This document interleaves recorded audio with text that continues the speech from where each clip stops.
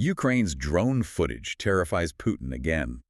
Ukraine's defense intelligence has published new video showing sustained drone strikes on Russian infantry, logistics, and reconnaissance assets. And this isn't just a random clip. This is systematic. It is Monday, February 9, 2026. The footage coming out of the East isn't just war, it's a systematic dismantling of an army. Subscribe to Defense Reports, your go-to source for timely, in-depth military and defense reports. It is grim, it is high-tech, and honestly, looking at the data we have today, it is changing everything we thought we knew about how wars are fought. Join me in the latest program by Defense Report for the latest in global defense news, military technology, and strategic developments. And today we're going to cover the First World Drone War. Right. We are diving deep into how Ukraine has evolved into a bona fide drone superpower. The specific terrifying footage released today from the tourney front, and the massive strategic shift that is effectively crippling Russia's economy and blinding its radar eyes. And when we use that phrase, First World Drone War, I want to be clear, we aren't using that lightly. We are past the point where drones are just, supporting actors. Oh, way past that. As of early 2026, they are the main characters. They're the artillery, the reconnaissance, and the infantry support all rolled into one. What we are seeing today is the culmination of 3 years of rapid, desperate, and frankly, brilliant innovation. So let's unpack this. We have to start with the breaking news that dropped today. We're talking about the 63rd Separate Mechanized Brigade operating near the village of Turney. I spent about an hour watching this footage before we started recording, and it's intense. We're seeing FPV kamikaze drones hunting down MTLB armored carriers, logistics trucks, and get this, motorcycles. The motorcycles are the key detail there. That's what jumped out at me, too. Right. It seems so counterintuitive. You're in a war zone surrounded by artillery and drones, and your solution is to hop on a dirt bike. It sounds absurd, but you have to look at the tactical reality. It's an evolution born of pure desperation. The CSIS and other analysts have confirmed this concept of the kill zone.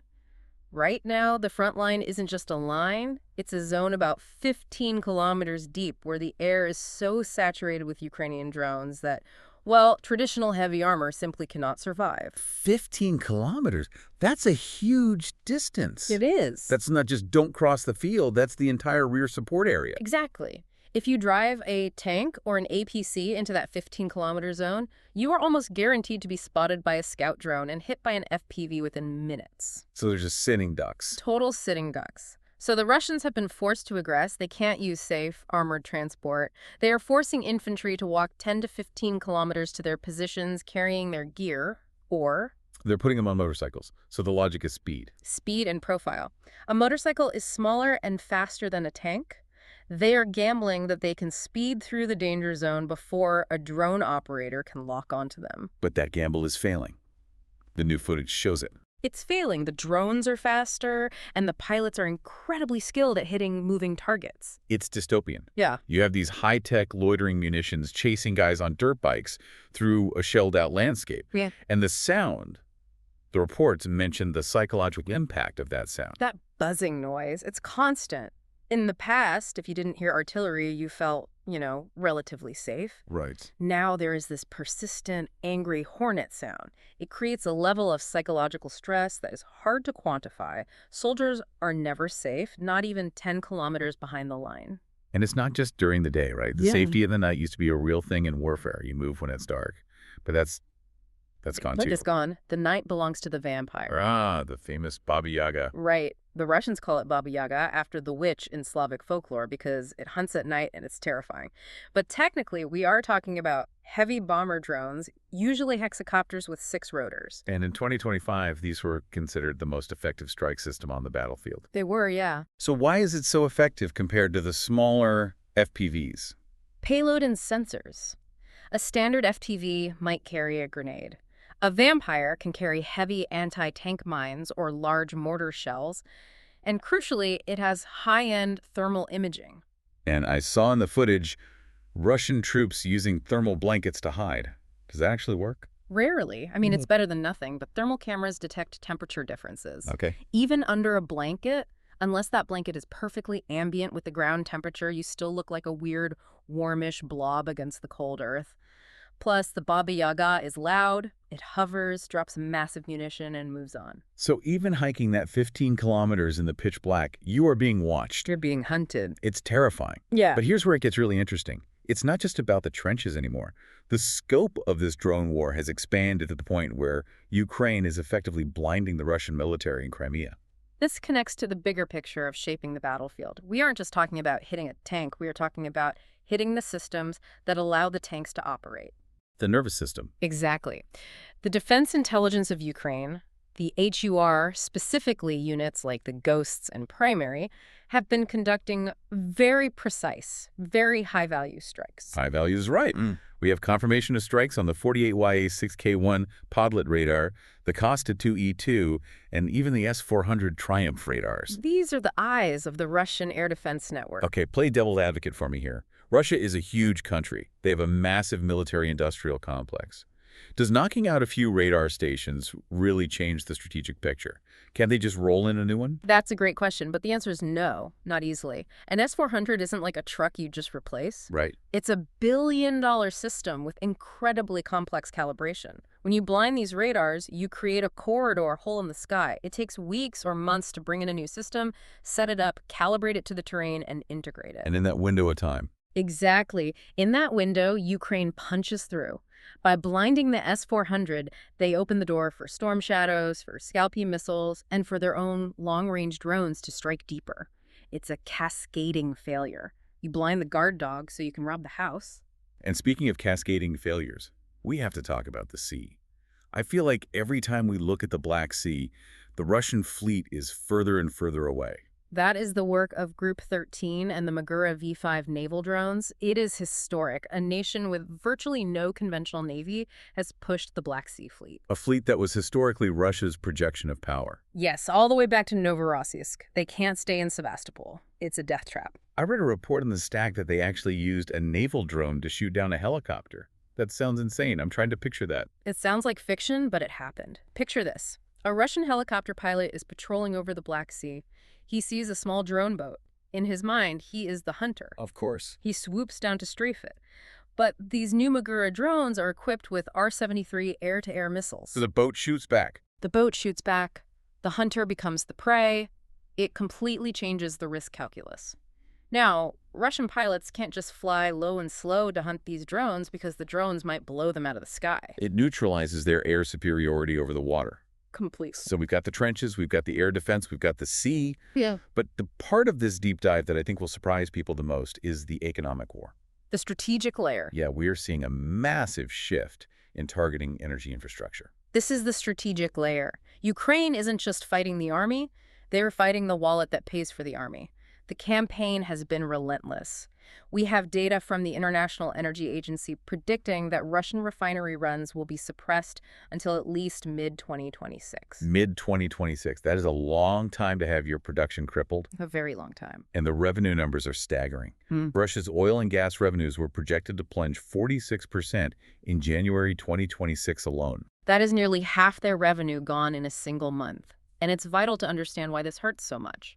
Russia can still pump crude oil out of the ground, but crude oil isn't worth as much as refined gasoline or diesel. Right.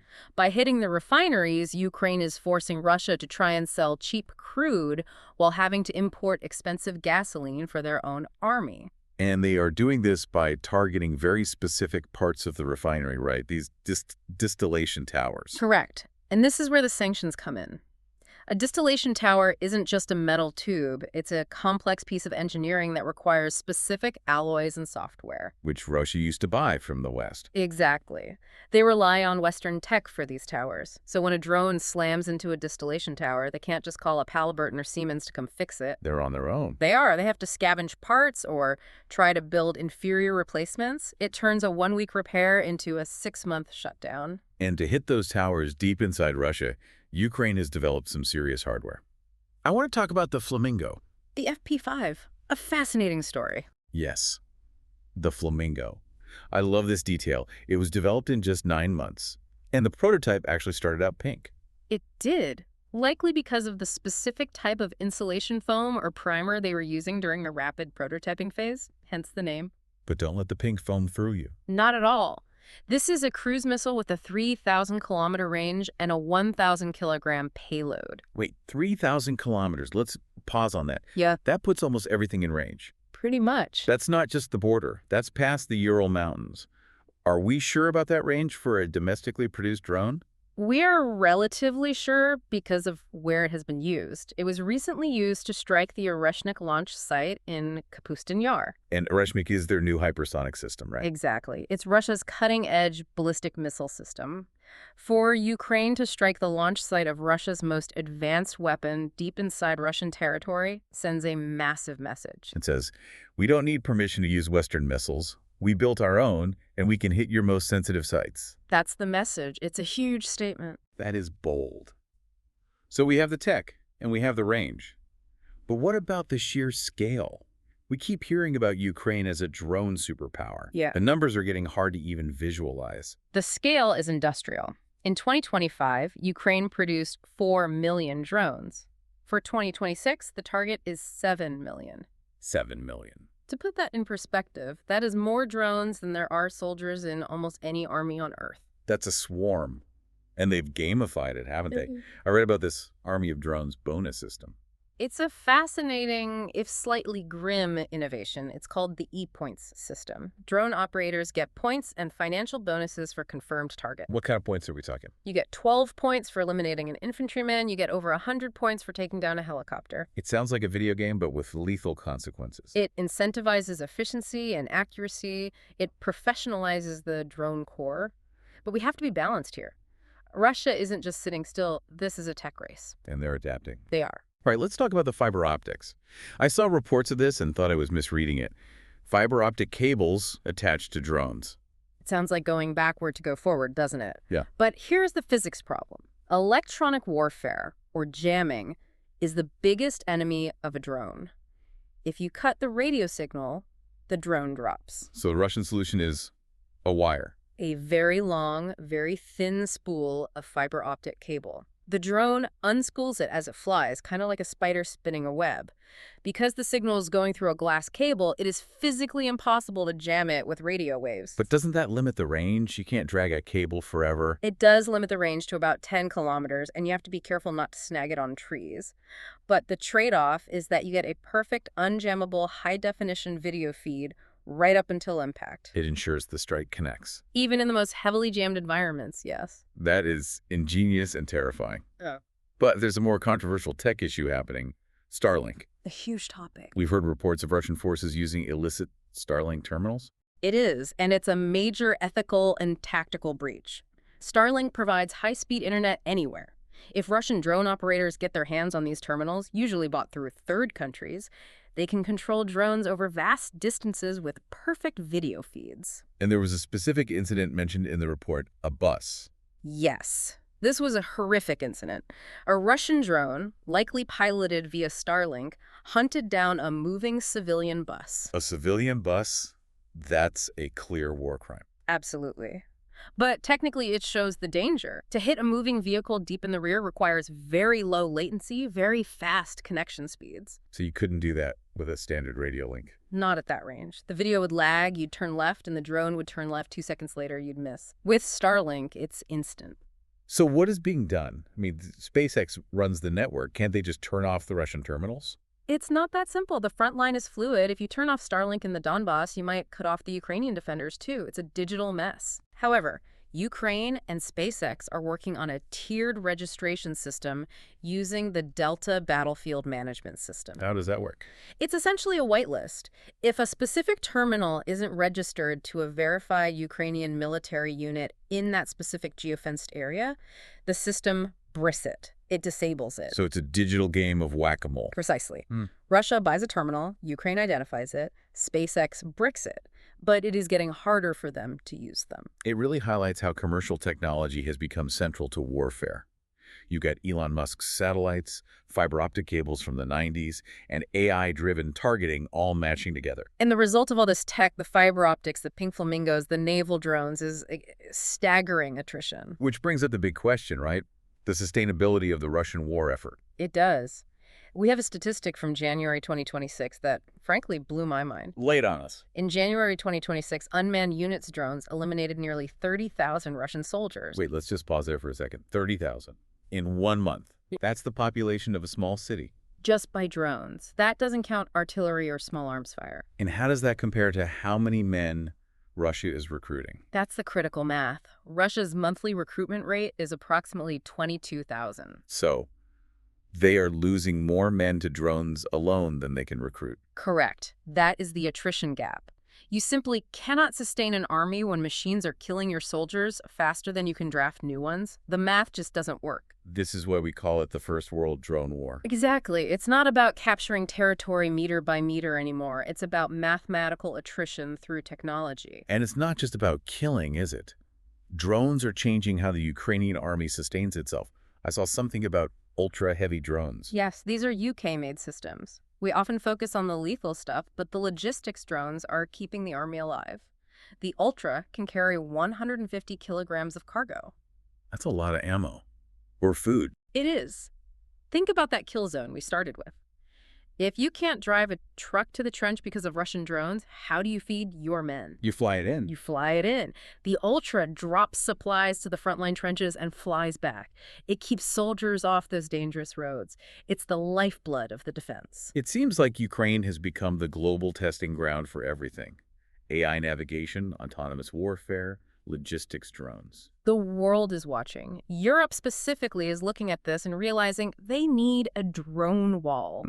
Ukraine is effectively building the security architecture for the future of Europe. A European drone wall built on Ukrainian experience. Exactly. They are proving that a smaller nation can hold off a massive conventional army if they have superior autonomous systems.